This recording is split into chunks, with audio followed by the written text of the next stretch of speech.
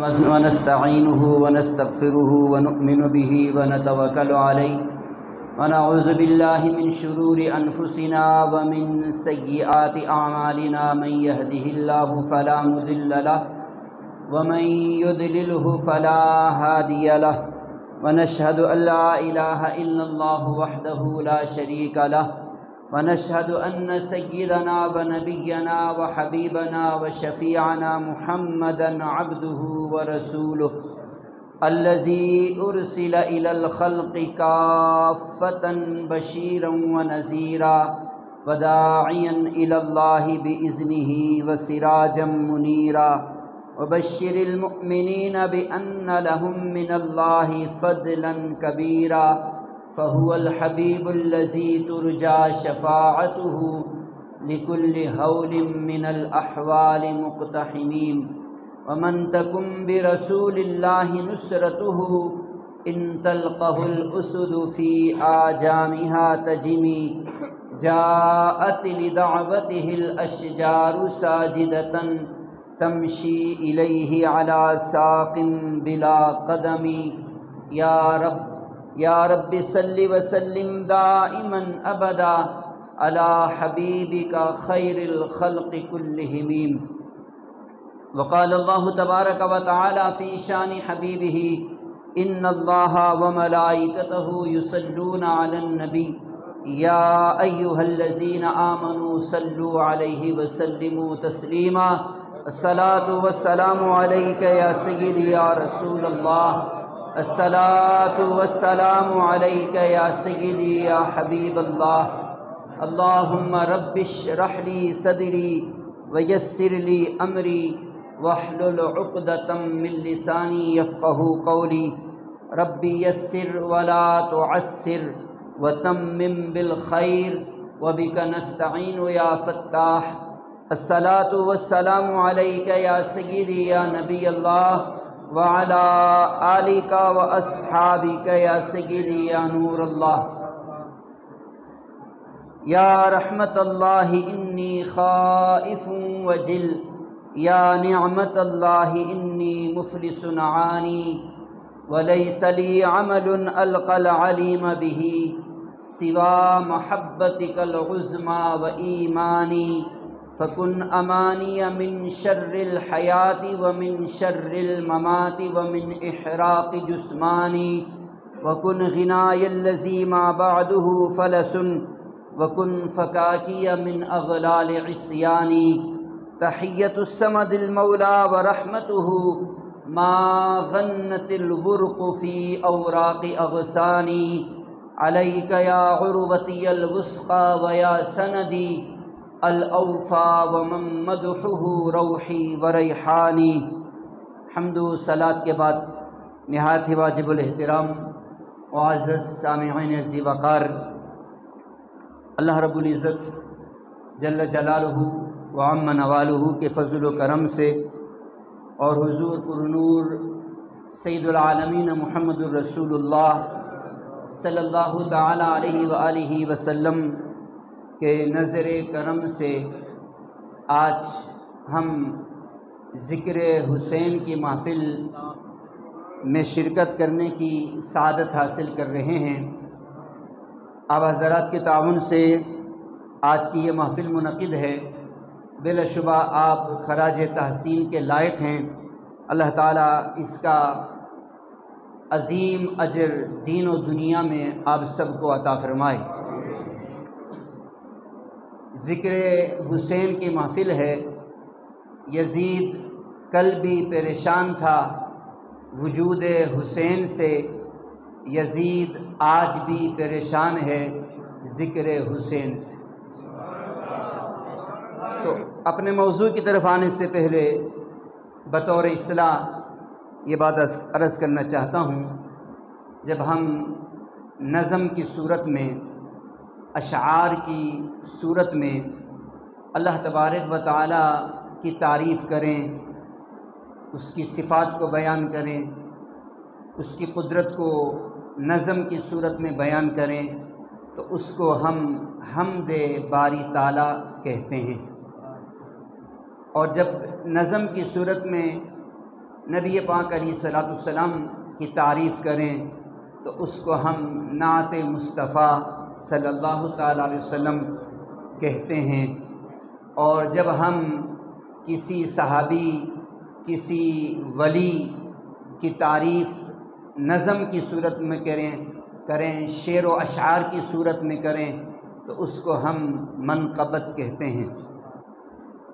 اہل سنت و جماعت، سنی، حنفی، بریلوی کی محفل کا یہ شعار ہے اور ہونا چاہیے کہ سب سے پہلے تلاوت کلام الہی ہو، اس کے بعد حمد باری تعالیٰ ہو، اس کے بعد نعت مصطفیٰ ہو، اور اس کے بعد پھر منقبت ہو جس کی بھی پڑھی جائے۔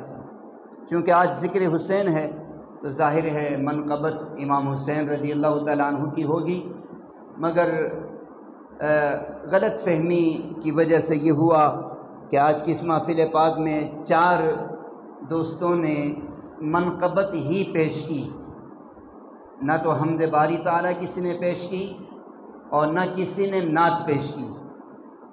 ہونا یہ چاہیے کوئی ایک بندہ نعت شریف پڑھے، اس کے بعد پھر منقبت شروع ہو، مگر 4 نے منقبت پڑھی اور نبی پاک علیہ السلام کی نعت نہیں پڑھی گئی۔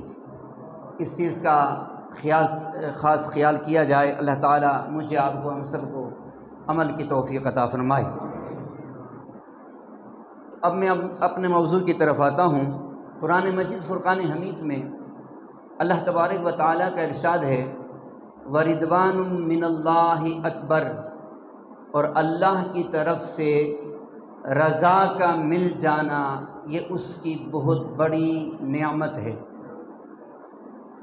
تو آج کے اس موضوع میں ہم یہ سمجھنے کی کوشش کریں گے کہ اللہ کی رضا کیا ہے، مقام رضا کیا ہے، رضا کو سمجھیے، اور رضا کس کو کہتے ہیں، کس مقام پر جا کے بندہ مقام رضا پر فائز ہوتا ہے۔ تو بندہ، جب ہم کسی بندے کو دیکھیں، اس کے اخلاق کو دیکھیں، اس کے کردار کو دیکھیں اور اس کے اعمال کو دیکھیں، اس کے حرکات و سکنات کو دیکھیں تو کچھ نہ کچھ اندازہ ہو جاتا ہے کہ یہ کس نفس پر ہے، کس مقام پر ہے۔ تو عام مسلمان جو ہیں وہ بھی، اور کفار بھی، مشرکین، منافقین، اور عام مسلمان مجھ جیسے گناہگار بندے جو ہیں وہ نفس امارہ میں ہوتے ہیں۔ نفس امارہ جس کو قرآن مجید فرقان حمید نے بیان کیا وما ابرئ نفسی ان النفس لامارۃ بالسوء، کہ بے شک نفس امارہ جو ہے وہ برائیوں کا حکم دیتا ہے۔ تو انسان کے اندر ایک نفس ہے، نفس امارہ، وہ اس کو برائیوں پر اکساتا ہے، برائیوں پر ابھارتا ہے، گناہوں کی طرف لے جاتا ہے، تو یہ نفس امارہ ہے۔ اور بندہ پھر کوشش کرتا ہے کہ میں اس نفس امارہ کی گھاٹی سے اتر جاؤں اور اس سے بلند چلا جاؤں، تو پھر اس کے لیے یہ ہے کہ بندہ پھر محنت کرتا ہے، عبادت کرتا ہے، ریاضت کرتا ہے، مجاہدہ کرتا ہے، گناہوں سے بچنے کی کوشش کرتا ہے، بچتا رہتا ہے، عبادت کرتا رہتا ہے۔ پھر ایک دن آتا ہے کہ وہ اس نفس امارہ کی گھاٹی سے اترتا ہے اور اس سے بلند مقام پر اللہ تعالیٰ اس سے فائز کر دیتا ہے، تو وہ نفس لوامہ میں آ جاتا ہے۔ اس انسان کا نفس جو نفس امارہ میں تھا اب وہ نفس لوامہ میں آتا ہے۔ نفس لوامہ یہ ہے کہ انسان جب بھی گناہ کرتا ہے یا گناہ کی طرف اس کا خیال جاتا ہے تو اس کا نفس اس سے ملامت کرتا ہے، اسے جھنجھوڑتا ہے، تو یہ نفس لوامہ ہے۔ اور یہ نفس جو ہے نفس لوامہ، یہ علماء عاملین کا نفس ہوتا ہے۔ وہ علماء جو اپنے علم پر عمل کرتے ہیں یا عمل کی کوشش کرتے ہیں، ان کا نفس لوامہ ہوتا ہے کہ وہ جب بھی گناہ کرتے ہیں یا گناہ کرنے کا ارادہ دل میں خیال پیدا ہوتا ہے تو اس کا نفس جو ہے، انسان کا نفس اس سے ملامت کرتا ہے کہ برائی کی طرف نہ جا، تو وہ نفس لوامہ میں آتا ہے۔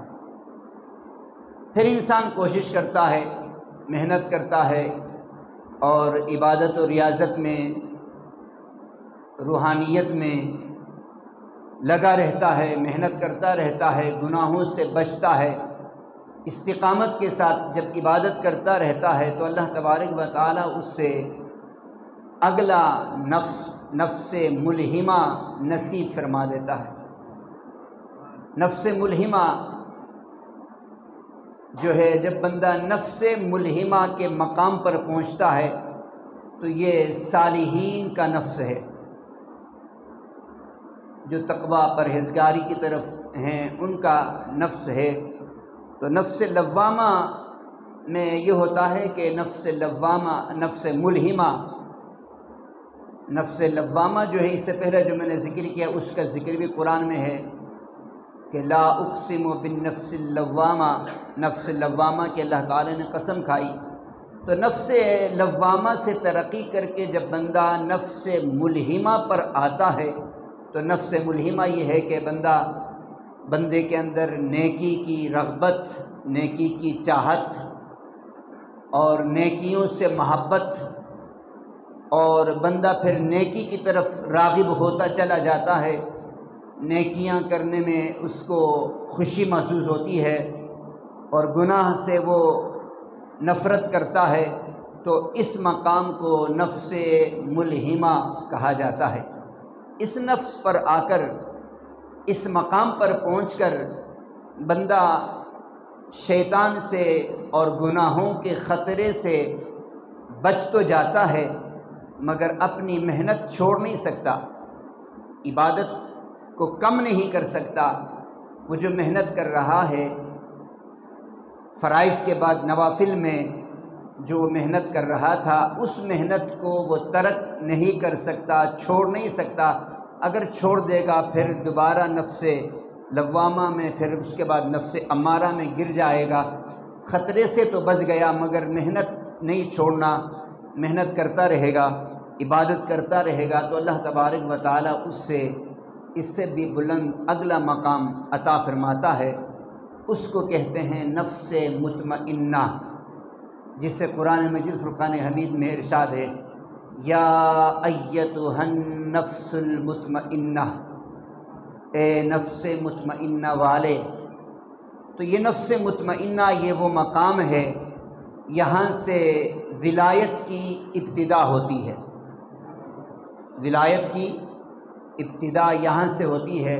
یعنی جو شخص نفس مطمئنہ کے مقام پر پہنچ جاتا ہے وہ اللہ کا ولی بن جاتا ہے، اور ولایت یہاں سے پھر شروع ہو جاتی ہے۔ اور پھر اس مقام پر رب ذوالجلال اپنے بندے کو، اس مقام پر فائز ہونے والے بندے کو رب ذوالجلال پکارتا ہے، اس سے خطاب فرماتا ہے یا ایتھا النفس المطمئنہ، اے نفس مطمئنہ والے۔ نفس امارہ میں تھا تو یہ خطاب کے قابل ہی نہیں تھا، نفس لوامہ میں آیا تو اس کو انتظار کروایا گیا کہ ابھی تم خطاب کے قابل نہیں ہو، ابھی محنت کی ضرورت ہے۔ وہ محنت کرتا رہا، پھر نفس ملہمہ میں آیا تو رب ذوالجلال نے فرمایا کہ ابھی بھی تم خطاب کے قابل نہیں ہو، اپنی محنت جاری رکھو۔ تو اس نے اپنی محنت جاری رکھی، عبادت و ریاضت کرتا رہا، پھر وہ نفس مطمئنہ پر جب فائز ہوا تو اب رب ذوالجلال نے اس سے پکارا یا ایتھا النفس المطمئنہ، اے نفس مطمئنہ والے۔ اسی کو دوسرے مقام پر اللہ تعالیٰ نے فرمایا الا بذکر اللہ تطمئن القلوب، خبردار دلوں کا اطمینان جو ہے وہ ذکر الہی میں ہے۔ اب اطمینان کیا ہے؟ اطمینان جو ہے یہ دل کی حالت کا نام ہے، دل کی حالت ہے اطمینان۔ اور جب بندہ اس مقام پر پہنچتا ہے، نفس مطمئنہ پر فائز ہوتا ہے، تو اس کا قلب جو ہے، اس کا نفس، اس کا جو نفس ہے وہ اس کے قلب کے مقام پر آتا ہے۔ اب جب دل نے نفس کی جگہ لے لی، نفس نے دل کی جگہ لے لی، تو اب دل کہاں چلا گیا؟ تو دل اس کا ترقی کر کے روح کے مقام پر فائز ہوتا ہے، اور روح ترقی کر کے سر کے مقام پر چلی جاتی ہے، اور سر جو ہے وہ ترقی کر کے مقام خفی میں چلا جاتا ہے، اور مقام خفی جو ہے وہ ترقی کر کے مقام اخفا پر فائز ہوتا ہے۔ اور پھر بندہ عبادت کرتا رہتا ہے، ریاضت کرتا رہتا ہے اور عبادت جاری رکھتا ہے استقامت کے ساتھ، تو اللہ تبارک و تعالیٰ اپنے بندے کو پھر مزید ترقی عطا فرماتا ہے۔ ترقی عطا کر کے رب ذوالجلال اس بندے کو نفس راضیہ پر فائز کر دیتا ہے۔ بندے کو جب رب ذوالجلال نفس راضیہ پر فائز کرتا ہے، بندہ نفس راضیہ پر پہنچتا ہے، تو یہ وہ مقام ہے جہاں پر رب ذوالجلال سے بندہ راضی ہوتا ہے اور بندے سے رب ذوالجلال راضی ہوتا ہے۔ ظاہر ہے بندہ جب اس مقام پر پہنچتا ہے نفس راضیہ پر، کئی گھاٹیوں کو اس نے عبور کیا، نفس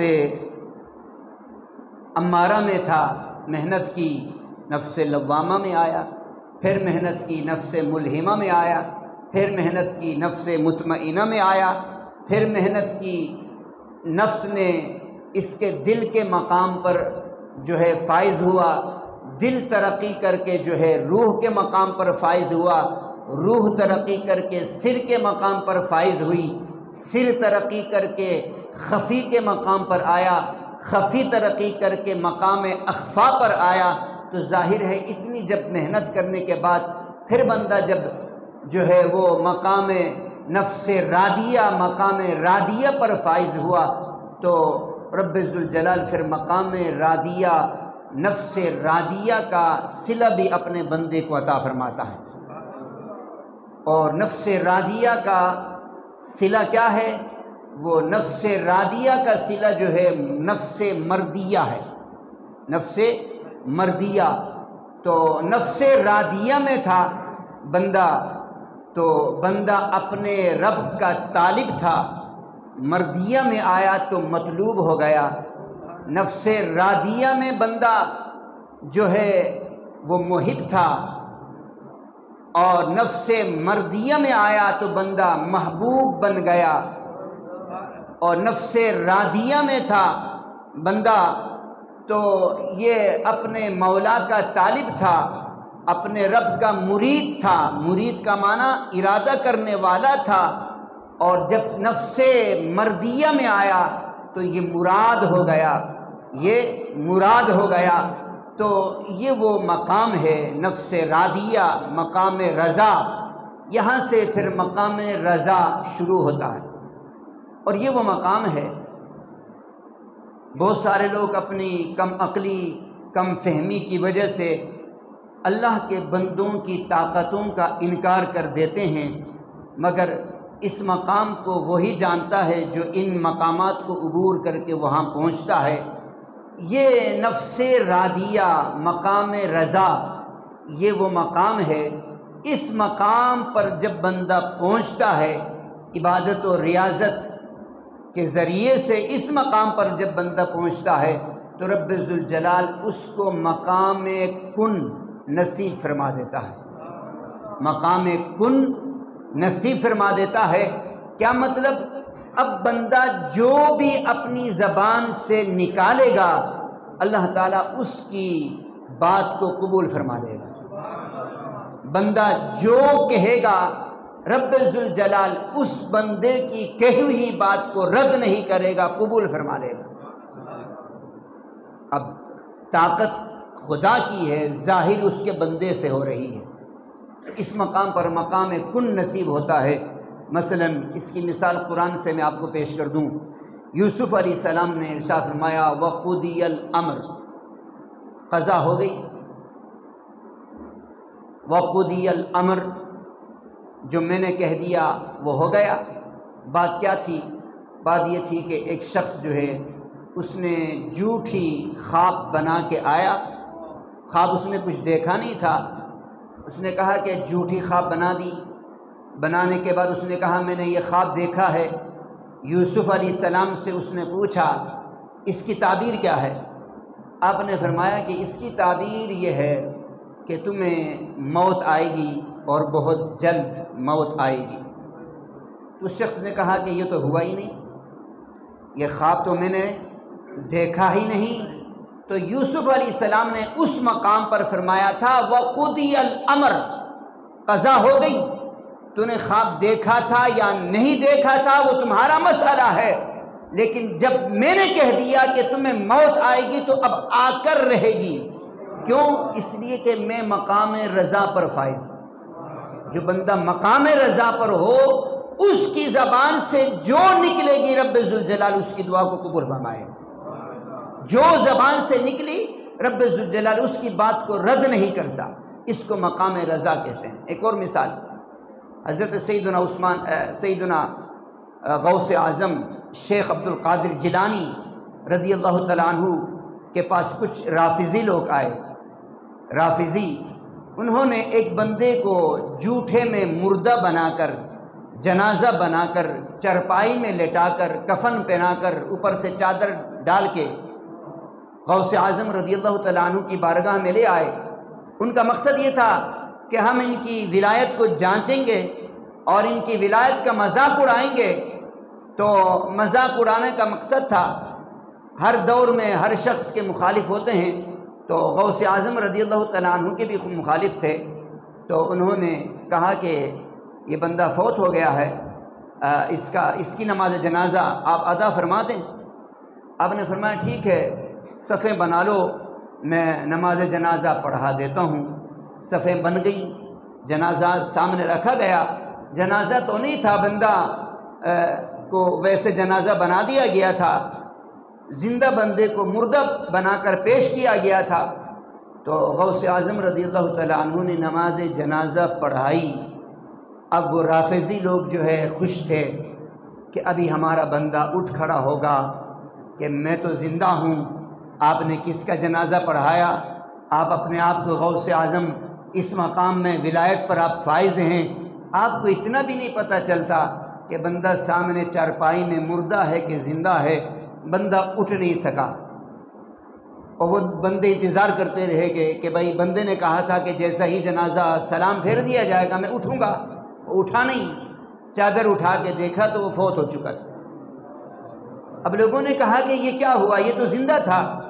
غوث اعظم رضی اللہ تعالیٰ عنہ نے فرمایا تمہارا جو تھا تھا، اب جب میں نے جنازہ پڑھا دیا، جس کا جنازہ غوث اعظم پڑھائے وہ پھر زندہ نہیں ہوتا، وہ پھر مردہ ہی رہتا۔ لہذا جنازہ میں نے پڑھا دیا، زندہ تھا مردہ ہو گیا۔ اس کو کہتے ہیں مقام رضا، مقام کن۔ جب بندہ مقام رضا پر فائز ہوتا ہے تو بندے کو رب ذوالجلال مقام کن عطا فرماتا ہے، یعنی اب بندہ جو کہتا ہے رب ذوالجلال اس کی بات کو قبول فرما لیتا ہے، اس کی بات کی لاج رکھ لیتا ہے۔ تو یہ وہ مقام رضا ہے۔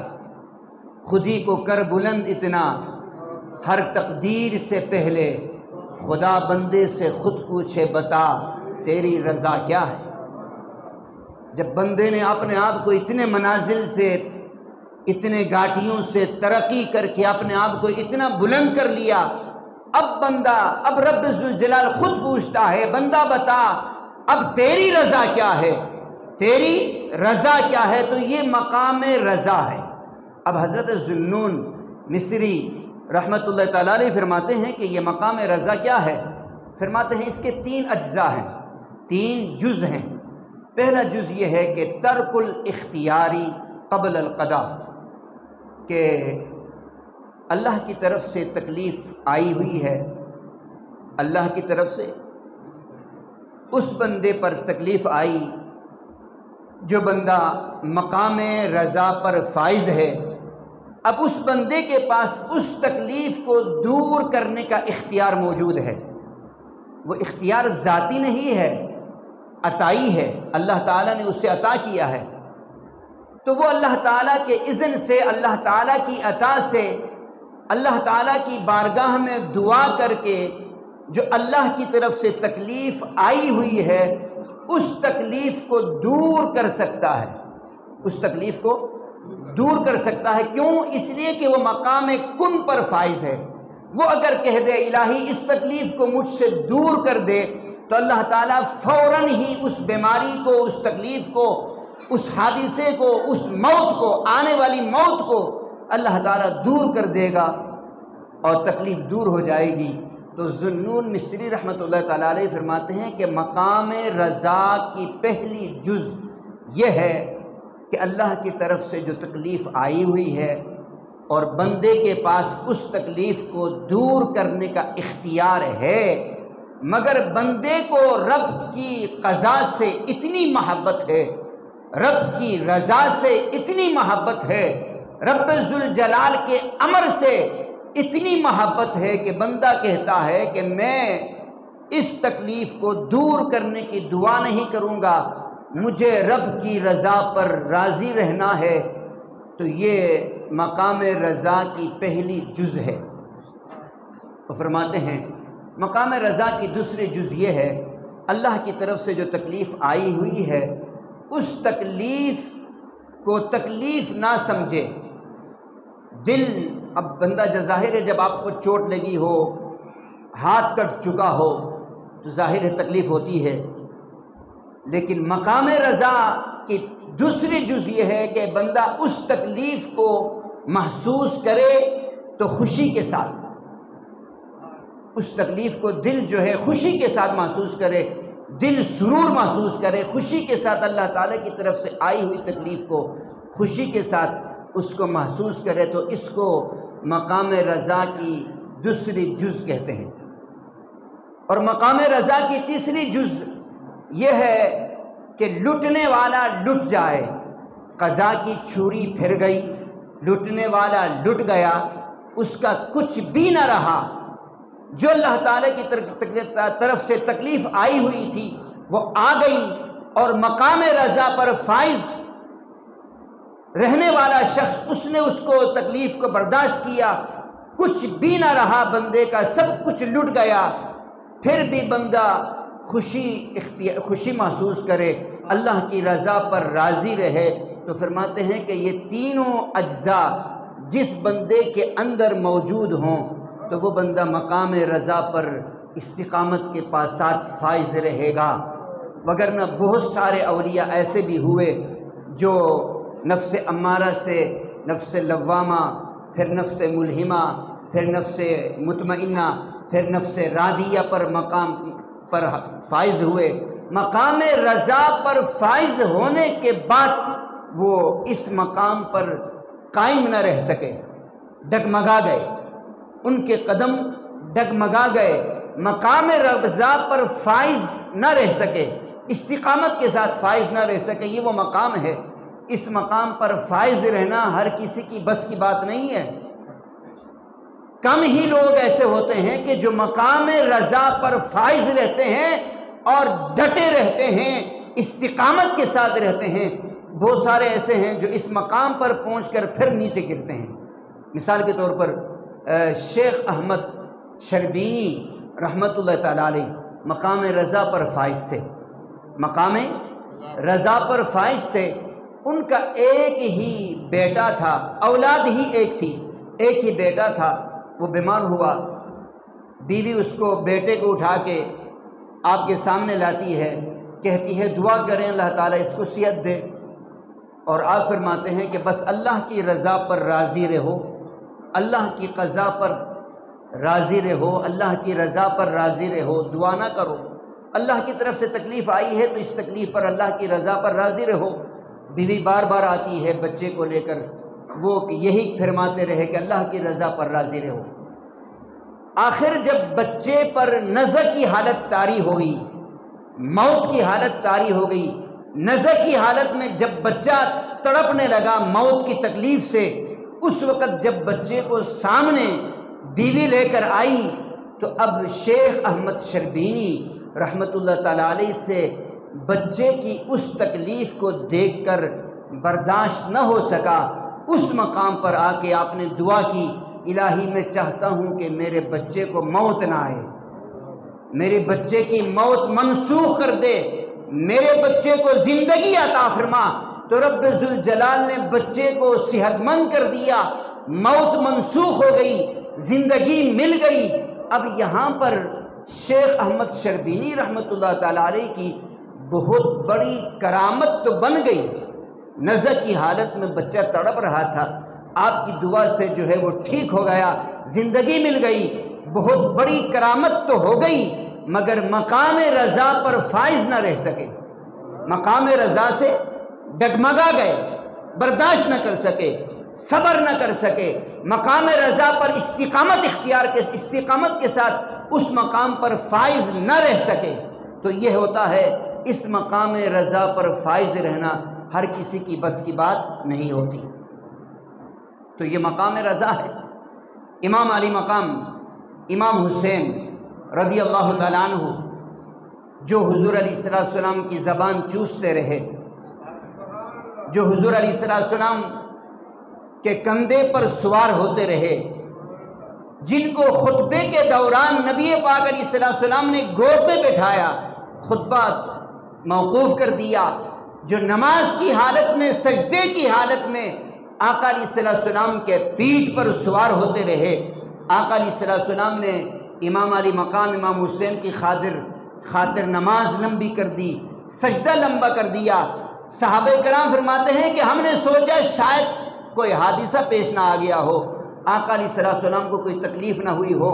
ایک صحابی کہتے ہیں کہ میں یہ سوچ کر میں نے سر اٹھا لیا، ہو سکتا ہے کہ نبی پاک علیہ السلام نے اللہ اکبر کہہ دیا ہو، سجدے سے سر اٹھا لیا ہو، مجھے معلوم نہ ہو گیا ہو۔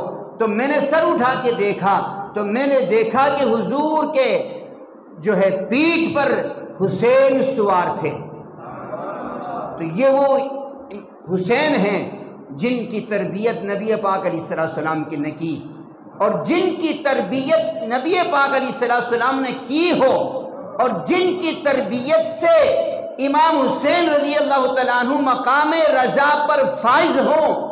وہ امام حسین رضی اللہ تعالیٰ عنہ میدان کربلا میں یہ کیسے ہو سکتا ہے کہ وہ یزیدیوں کے سامنے جو ہے التجا کریں کہ مجھے پانی دو، میرے بیٹے کو پانی پلاؤ؟ نہیں، وہ امام حسین رضی اللہ تعالیٰ عنہ مقام رضا پر فائز تھے۔ پانی کا بند ہو جانا یہ ایک امتحان تھا، وگرنہ امام حسین رضی اللہ تعالیٰ عنہ اس مقام پر فائز تھے، اس نسل سے تھے کہ اگر آپ زمین پر پاؤں مارتے تو زمین سے چشمہ نکل آتا، اگر آپ نہر فرات کو حکم دیتے، نہر فرات اپنا راستہ چھوڑ کر آپ کے خیمے کی طرف آتا، اگر امام حسین رضی اللہ تعالیٰ عنہ اس مقام پر تھے، اس نسل سے تھے، اگر آسمان کی طرف منہ اٹھا کر کہتے کہ بارش ہو جا تو رب ذوالجلال بارش برسا دیتا، اگر وہ اپنی لاٹھی اگر یزیدی فوج کی طرف پھینک دیتے، ساری یزیدی فوج اس ایک لاٹھی سے مر جاتی، ختم ہو جاتی، مگر امام حسین رضی اللہ تعالیٰ عنہ بھی جانتے تھے کہ میں مقام رضا پر ہوں، یہاں پر رضا راضی رہنا ہے، بھوک بھی برداشت کرنی ہے، پیاس بھی برداشت کرنی ہے، اپنے اختیار کو استعمال بھی نہیں کرنا، رب ذوالجلال کی رضا پر فائز رہنا ہے۔ اور ادھر آقا علیہ السلام روحانی طور پر حضور علیہ السلام بھی فرما رہے تھے، بیٹا تجھے میں نے تربیت کی ہے، میری زبان تو نے چوسی ہوئی ہے، سجدے کی حالت میں میری پیٹھ پر تو سوار ہوتا رہا ہے، اب اس مقام پر ڈگمگا نہیں جانا، اب اس مقام پر کہیں ڈگمگا نہیں جانا۔ لہٰذا اس لیے امام حسین رضی اللہ تعالیٰ عنہ یہ سارے بظاہر جو ہے مظالم ہمیں نظر آتے ہیں، در حقیقت یہ ایک آزمائش تھا، یہ ایک امتحان تھا۔ اس مقام پر امام حسین رضی اللہ تعالیٰ عنہ مقام رضا کے اس امتحان میں کامیاب ہو گئے۔ کامیاب ہوئے تو یہ ہے کہ مقام رضا، اس مقام رضا پر فائز تھے، اور اس مقام پہ رضا پر فائز ہو کر جب اس امتحان میں کامیاب ہوئے تو امام حسین ایک امام نہیں، پھر محدثین کے بھی امام حسین ہیں، اولیاء کے امام بھی امام حسین ہیں، مجتہدین کے امام بھی امام حسین ہوئے، اور جناب والا اولیاء کے امام بھی امام حسین ہوئے رضی اللہ تعالیٰ عنہ، اور اپنا جوان بیٹا علی اکبر کی لاش پڑی ہے، علی اصغر کی لاش بھی پڑی ہے، ابو بکر کی لاش بھی ہے، عمر کی لاش بھی ہے، عثمان کی لاش بھی ہے، بیٹوں کی لاش بھی ہے، پوتوں کی لاشیں بھی ہیں، سب کچھ سامنے ہے۔ اور کربلا کی طرف کربلا میں آنے سے پہلے آپ کی داڑھی کے سارے بال جو ہے وہ کالے تھے، اب غم کی وجہ سے جناب والا سارے بال سفید ہو چکے ہیں۔ جب بیٹے کی لاش اٹھا کے لائے اور دیکھا تو سارے بال سفید ہو چکے ہیں۔